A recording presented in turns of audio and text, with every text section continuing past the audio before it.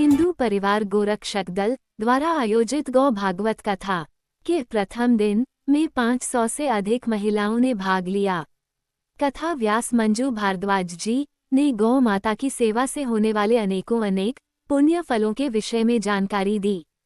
कथा के बीच में वल्लभाचार्य जी महाराज का आगमन हुआ। महाराज जी द्वारा गौ माता की बहुत ही सुंदर कथा कही गई। वल्लभाचार्य महाराज जी ने कार्यक्रम अध्यक्ष प्रदीप अरोड़ा को गौ सेवक की उपाधि दी।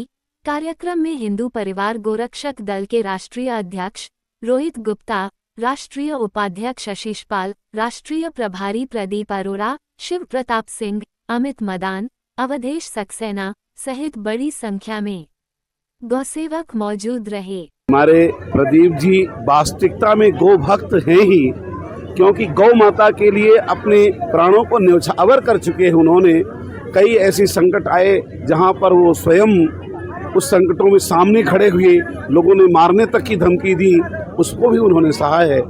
और हमारे श्री रोहित गुप्ता जी इसके अध्यक्ष हैं, साथ ही नंद कुमार गुजर जी, इन सभी प्रेमियों के लिए हमारा खूब खूब आशीर्वाद। ऐसे ही गौ माता की सेवा में लगे रहें, समाज की सेवा में लगे रहें, और निश्चित ही ऐसे लोगों के साथ ठाकुर जी रहते हैं। ठाकुर जी की कृपा रहती है, संतों का आशीर्वाद रहता है, तो उनका पतन नहीं होगा, उनका तो उत्थान ही होगा, क्योंकि गौ संत सेवा में निरंतर लगे हुए। ऐसे लोग बहुत कम धरती में आते हैं जो देश के हित में, गौ माता के हित में कार्य करें। इतने बड़े संत ने प्रदीप अरोड़ा जी को गौ रक्षक की उपाधि दी, इनके लिए बहुत अच्छा शब्द बोला, आपके लिए उन्होंने बहुत अच्छा बोला, तो क्या कहेंगी? देखिए, संतों के कहते हैं अन्य का कण और संतों का क्षण बहुत ही कीमती और बहुत ही, और ये भाग्य को मिलता है, भाग्य से मिलता है जब संतों का आशीर्वाद मिलता है। और अयोध्या से बड़े इतने बड़े पदवी पर बैठकर संत स्वयं गौ माता की कथा सुनने और सुनाने और आशीर्वाद देने आए, इससे बड़ा हमारे लिए सौभाग्य हो ही नहीं सकता। ये सब गौ माता का चमत्कार है। बोलिए गौ माता की जय। प्रदीप जी के बारे में जितने कहेंगे उतना कम है, क्योंकि इतनी कड़ी धूप में और इतनी मेहनत इस बच्चे ने की है ना, किसी भी व्यवस्था में कोई कमी नहीं छोड़ी। अपना पसीना बहा के, जो गौ माता का खून बहता है तो इनका पसीना बहता है। इन बच्चों ने, इस टीम ने मिलकर के सबसे ज़्यादा प्रदीप अरोड़ा जी ने इतना, मतलब इस संगठन के लिए काम कर रहे हैं और समाज के लिए काम कर रहे हैं, गौ माता को बचाने के लिए करते हैं। मेरा एक शब्द याद है इनका, ये कहते हैं कि अगर एक फल बच जाए तो गौ माता के काम आएगा। इनका गौ माता के लिए जीवन समर्पण है। इनके लिए बहुत सुंदर शब्द है कि गौ माता इनके जीवन को और आगे बढ़ाए और ये अत्यधिक गौ माता की सेवा करे, क्योंकि खून की बजाय पसीना बहा रहे। अच्छा, आपको इतने बड़े संत ने आज इतनी अच्छी उपाधि दिया है, भागवत जो कर रही हैं मंजू भारद्वाज जी, उन्होंने आपको उपाधि दिया है, तो आप क्या कहेंगे? देखिए, संतों की कृपा है और म्यास मंच पे विराजमान मंजू भारद्वाज जी का जो आशीर्वाद आज प्राप्त हुआ, बड़े सौभाग्य की बात है। और बाकी वल्लभाचार्य जी महाराज ने जो इतना मेरे लिए जो अच्छे शब्द बोले, उसके लिए मैं बड़ा कृतार्थ हूँ। अच्छा, आपके यहाँ और भी लोग आयोजक हैं और लोगों ने भी अच्छा काम किया है, लेकिन महाराज जी कह रहे हैं कि इनके जो काम करने की शैली है, और वही मंजू भारद्वाज जी ने भी कहा कि काम करने की शैली, इनका जो संघर्ष है वो हम लोगों को मन में भा गया, तो उस बारे में आप क्या कहेंगे?